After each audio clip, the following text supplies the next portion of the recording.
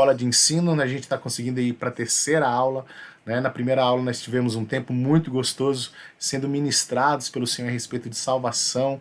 Salvação, meu irmão, é um processo, né? Que tem começo, meio e um dia vai ter fim quando nós formos para a glória em nome de Jesus, né? Na segunda aula nós aprendemos do Espírito Santo, que é quem nos ajuda, né? Que é quem nos ajuda nesse processo. É quem, se nós nos embebedarmos dele, se nós formos cheios da presença dele, se nós tivermos experiências com ele, conversarmos com esse Espírito Santo, foi a aula 2, né? Ao conversarmos, ao nos enchermos com esse Espírito Santo, nós completamos essa carreira, nós não fazemos como alguns que naufragam na fé, né? E hoje nós vamos falar de um tema que é fantástico, amo esse tema, amo esse assunto. Mas antes nós vamos orar, vamos buscar, né, a direção do Senhor. Pai, nós agradecemos em nome de Jesus pelo privilégio que temos de estar aqui estudando online, os irmãos acompanhando junto conosco mais essa aula. Deus, em nome de Jesus, que não seja só um tempo de estudo, mas que seja um tempo de direção do Teu Espírito, de clareza do Teu Espírito nas nossas mentes, em nome de Jesus. Pedimos, Deus, nos direciona, nos ajuda a compreender, que o Teu Espírito traga clareza em tudo aquilo que podemos aprender, em nome de Jesus. Amém, amém e amém. Meus irmãos, o tema de hoje é igreja. Depois que nós passamos pelo processo de conversão, e a gente tem relatos de pessoas se convertendo porque outros irmãos pregaram, pessoas com experiências diretas com Jesus, né? E depois que essas pessoas começam a se encher e se envolver com o Espírito Santo no ato da conversão, uma bela de uma porção desse Espírito Santo já depositado sobre nós, via de regra nós começamos a andar com os nossos, né? A palavra de Deus vai dizer não, nós aprendemos que ser igreja é diferente de ir à igreja. Agora sim, a palavra de Deus vai dizer no Velho Testamento, Deus manda Moisés construir um tabernáculo e a glória dele era manifesta ali. Depois ele manda Salomão construir o templo e a glória dele também é manifesta lá no templo. Logo depois Deus manda Esdras reconstruir o templo, né? Herodes faz uma reforma naquele templo e a gente está falando dos tempos de Jesus, né? No tempo de Jesus, de novo um espaço físico, a glória era manifesta. Se a gente for ler os textos de Lucas 21, verso 6, Jesus está dizendo assim, disso que vocês estão vendo, dias virão em que não ficará pedra sobre pedra, serão todas derrubadas. Isso está lá em Lucas 21, verso 26. Jesus está profetizando que aquele templo não mais existirá. Isso acontece, o templo é destruído no ano 70 após vinda de Jesus, Roma é invadida pelo imperador e o templo é completamente destruído, né? Deus se manifestava no Velho Testamento num espaço físico. Lá no texto de Mateus 27, 50 e 51, Mateus capítulo 27, 50 e 51, peço que você vá anotando as referências desses textos. Mateus 27, 50 vai dizer assim, depois de ter bradado novamente em alta voz, Jesus entregou o seu espírito. No verso 51 vai dizer, naquele momento o véu do santuário rasgou-se em duas partes, de alto a baixo, a terra tremeu e as rochas se partiram. Meu irmão, tem um significado muito especial nesse texto. Quando o véu do templo é rasgado, né, um novo tempo está sendo começado no relacionamento com Deus. Antes, somente pessoas específicas tinham acesso direto ao Pai. Agora a simbologia do véu se rasgou é todos nós temos acesso ao Santo dos Santos, Santo, Santo, Santo, ao Santíssimo. Todos nós temos esse acesso, todos nós podemos entrar na presença de Deus, nós temos livre acesso ao Senhor. No Antigo Testamento, então, a presença de Deus era manifesta num lugar específico. No Novo Testamento, né, a presença de Deus não está restrita a um só ambiente, a um só local, né? Em Atos 7, 48, Atos capítulo 7, 48, a parte A vai dizer assim, o povo está apedrejando Estevão, né? Um membro proeminente ali da igreja primitiva, e ele vai dizer, todavia, o Altíssimo não habita em casas feitas por homens. Ou seja, ele não habita a partir de agora, não significa que ele não habitou. No Antigo Testamento é verdade, ele habitou em templos feitos por mãos humanas, mas agora já não mais habita, né? Agora ele não está restrito a um espaço físico, Deus não está restrito a esse espaço físico, né? Agora, nós somos essa morada de Deus. Nós somos essa casa, a morada do Espírito de Deus. Né? A partir do Novo Testamento, uma nova forma, né, de revelação e de manifestação de Deus é feita. Porque nós passamos a ser essa manifestação de Deus. Efésios 2:22 vai dizer assim: nele vocês também estão sendo edificados juntos, para se tornarem morada de Deus por seu Espírito. Eita, glória, glória a Deus, aleluia.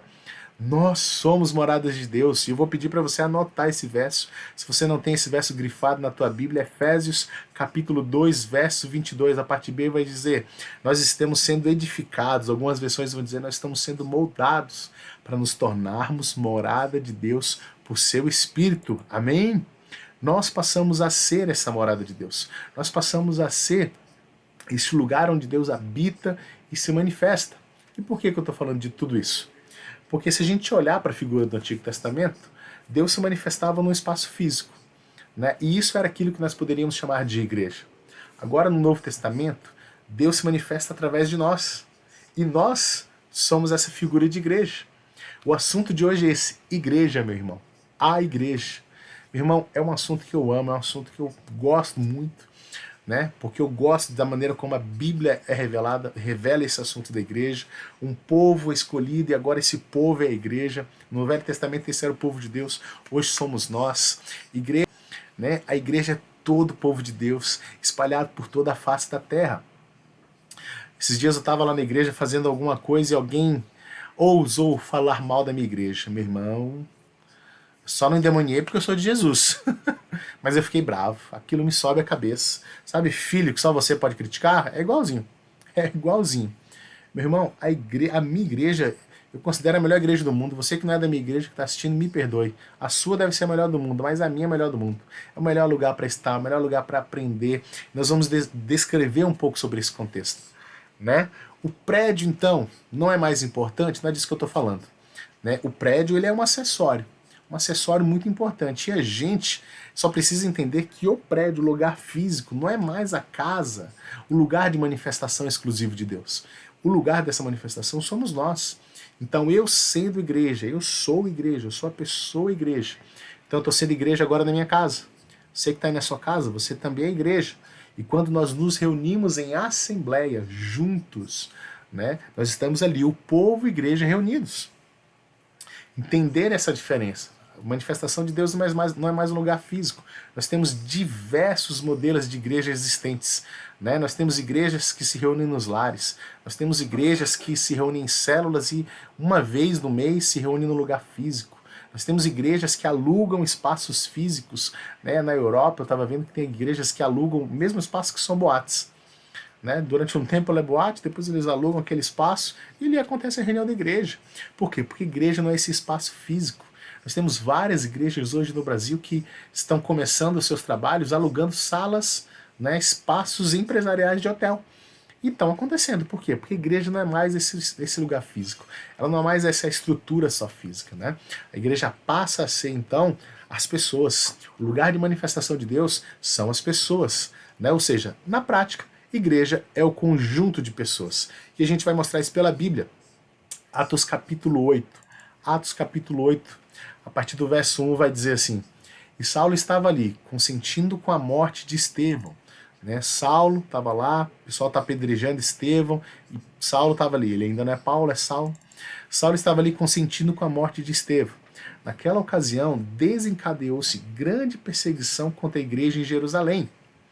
Todos, exceto os apóstolos, foram dispersos pelas regiões da Judéia e de Samaria. Verso 2. Alguns homens piedosos sepultaram Estevão e fizeram por causa dele grande lamentação. Verso 3. Saulo, por sua vez, devastava a igreja. Algumas versões vão dizer: Saulo, por sua vez, perseguia a igreja. Indo onde? De casa em casa. Arrastava homens e mulheres e os lançava na prisão.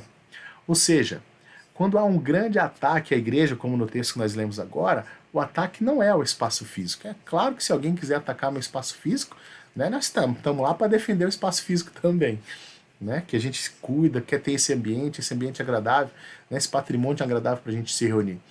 né? Esses dias nós temos alarmes na igreja, alguém ousou pular lá, foi uma correria, uma manifestação para a gente também tentar proteger o espaço físico, né? Mas o ataque que o texto está dizendo aqui são as pessoas.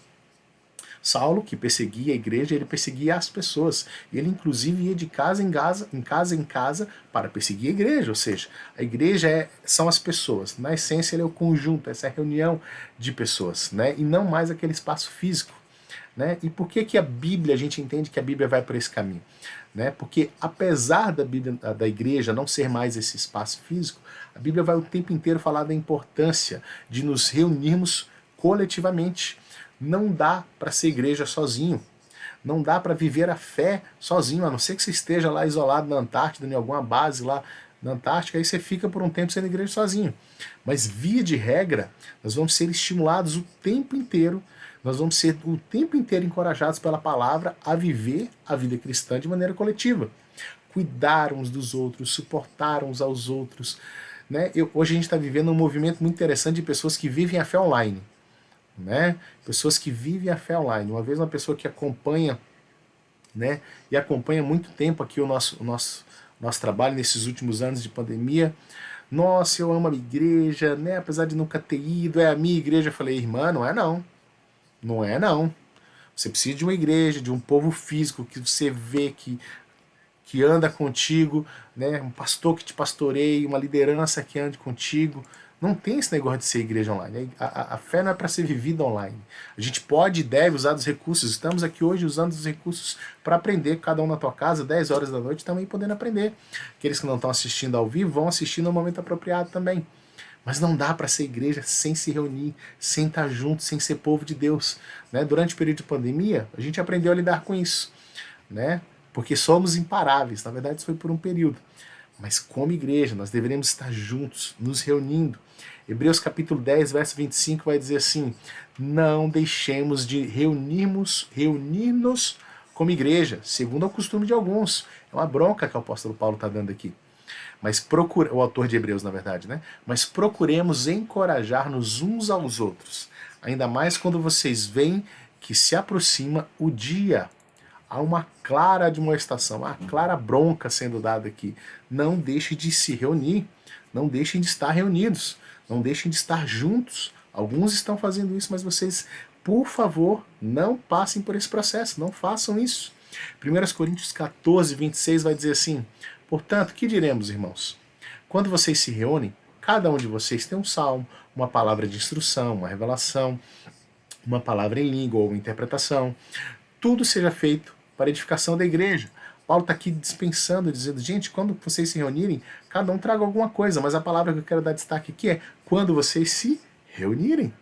Quando houver uma reunião, quando vocês se encontrarem, quando vocês forem igreja, quando vocês forem povo de Deus, esse movimento de Cristo sim, igreja não, meu irmão, igreja nasce sobre uma palavra de Jesus de que nós entregaríamos os frutos.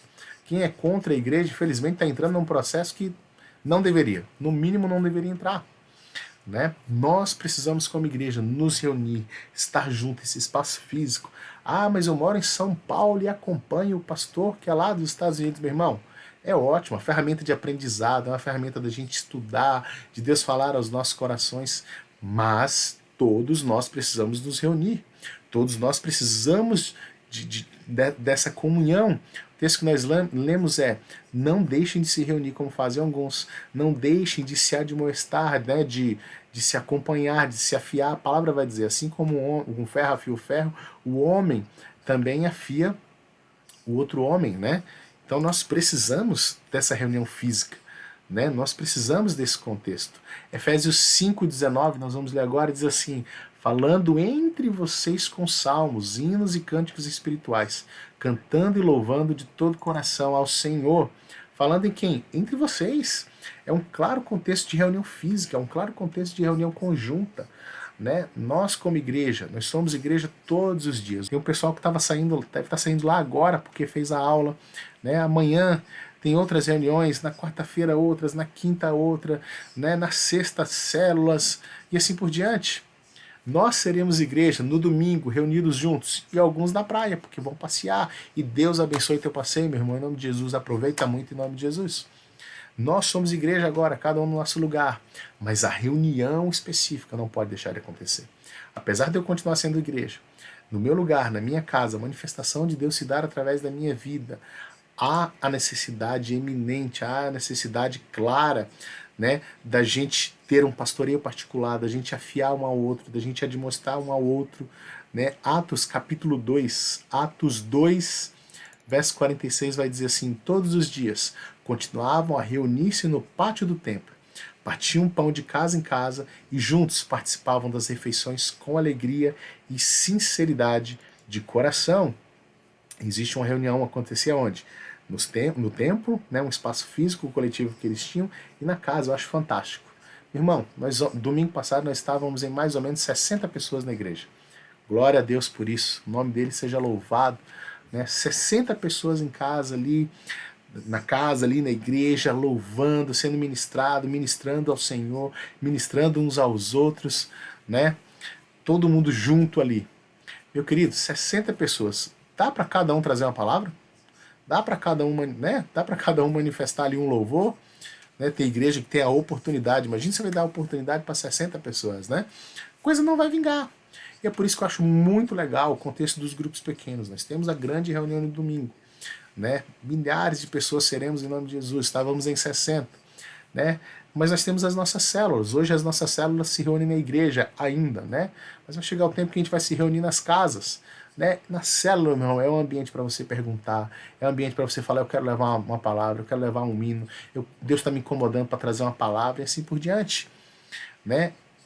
As duas reuniões são igreja, não deixam de ser igreja, né? Mas essa iminente necessidade de reunião, essa iminente necessidade, essa clara necessidade de um ministrar ao outro, de sermos, né? Igreja é ambiente de dar e receber, igreja é ambiente de cuidar um do outro, igreja é ambiente de exortarmos uns aos outros em nome de Jesus. Essa necessidade de pastoreio individual, essa necessidade de cuidado.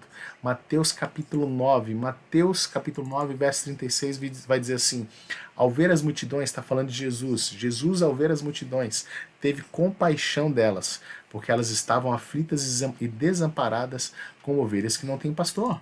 Ou seja, a necessidade de um pastoreio individual.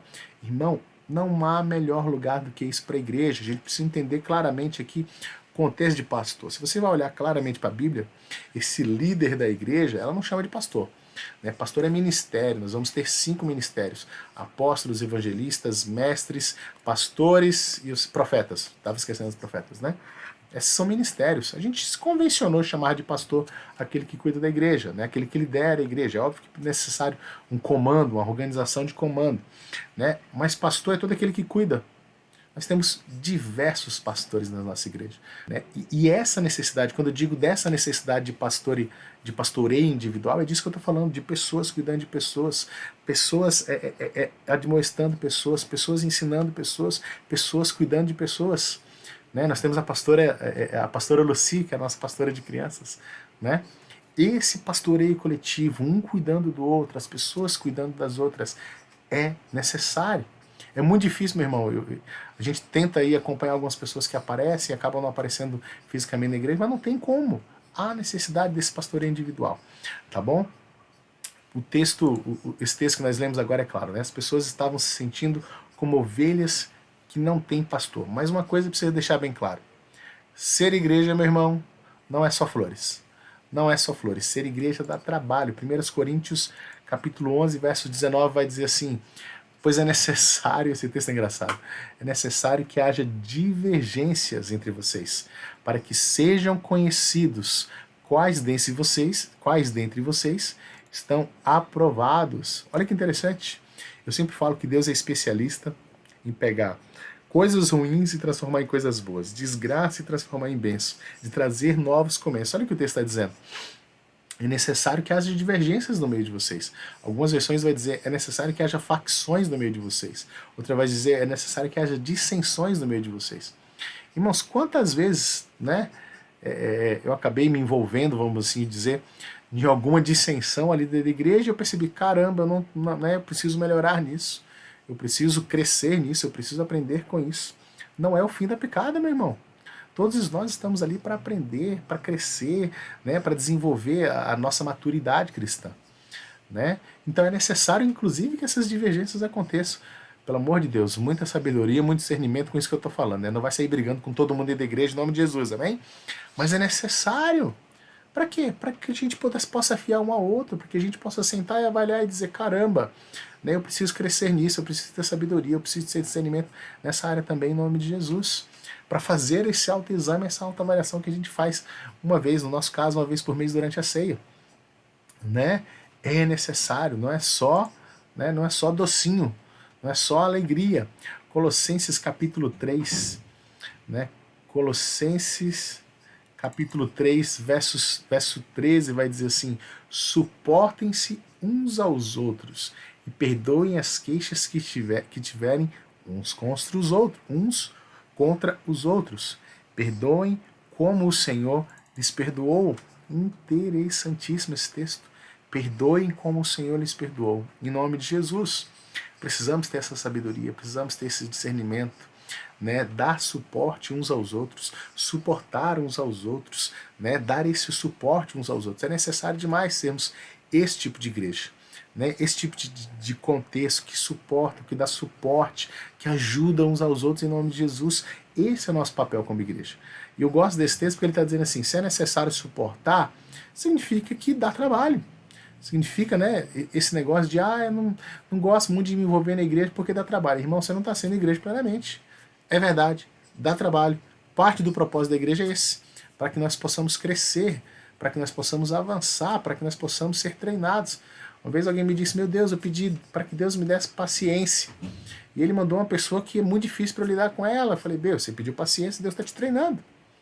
É necessário, né, esse processo. Dá trabalho. Né? Dá trabalho no sentido de dar trabalho, mas ser prazeroso ao mesmo tempo, irmão. Né? A gente precisa disso no nosso meio. A igreja precisa disso. A gente lê o texto de Colossenses, o texto de Hebreus 3,13 vai dizer assim, ao contrário, né? Vou ler encorajem-se adiante.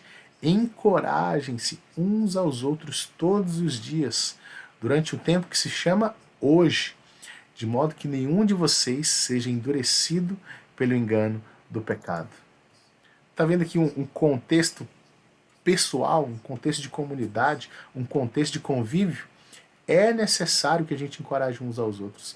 É necessário essa convivência conjunta, essa convivência como igreja, em nome de Jesus. Nós precisamos, né? Nós precisamos dessa convivência. Nós precisamos estar juntos como igreja em nome de Jesus. Tem uma frase que me chama muita atenção, e ela diz assim, ser igreja é ter sabedoria, para estar junto quando possível, e longe quando preciso. Nós vivemos isso enquanto pandemia, né? Enquanto foi preciso a gente estar longe, a gente esteve longe, a gente entendia, o distanciamento foi necessário. Agora que o distanciamento está passando, principalmente com aqueles que não são de grupo de risco, nós precisamos nos ajuntar, nós precisamos estar juntos, nós precisamos afiar uns aos outros, nós precisamos suportar uns aos outros, nós precisamos, né, incentivar uns aos outros em nome de Jesus. Essa é a mensagem que eu queria deixar para hoje, meu irmão. É necessário estar junto. Deus, ele realmente habitou durante um tempo no espaço físico. Hoje ele habita em você, na tua casa, na tua vida, no teu seio. O Espírito dele está em você e você é a igreja, você é essa manifestação do Senhor. Tá bom? Mas não podemos esquecer, a reunião presencial, né, ela não se extingue. Não tem como ser igreja online, não tem como ser igreja só conectado. Tá? Nós podemos e devemos usar dessas ferramentas, né, para estar junto, mas precisamos desse corpo físico para aprender, para afiar, para ensinar, para suportar. Mas ser igreja é tão difícil, porque, né, às vezes a gente se desentende, meu irmão do céu. O texto que nós lemos está dizendo isso. É necessário que haja esse tipo de contexto. Vocês vão se entender, são pessoas, né? Eu não sei quanto a vocês, eu sou uma pessoa que tem hoje em dia, pouquíssimas dificuldades no meu casamento. E ainda assim, volta e meia a gente se desentende, eu queria isso, ela queria aquilo, né? Por quê? Porque são pessoas diferentes. Agora pense muitas pessoas juntas. É necessário a gente suportar uns aos outros, a gente abençoar uns aos outros. Nas nossas reuniões coletivas, a gente poder abençoar uns aos outros. Seja igreja, esteja junto, esteja perto das pessoas. Meu irmão, o que eu quero dizer para você é, Eu faço parte da melhor igreja do mundo. Nós falávamos disso na nossa última célula. Como é gostoso fazer parte dessa igreja, como é gostoso fazer parte desse corpo, como é gostoso cuidar e ser cuidado pelas pessoas da nossa igreja, né? Como é gostoso. As suas dificuldades, é verdade, né? Mas nós vemos que nós estamos crescendo em Cristo, nós estamos crescendo como corpo, nós estamos crescendo, né, como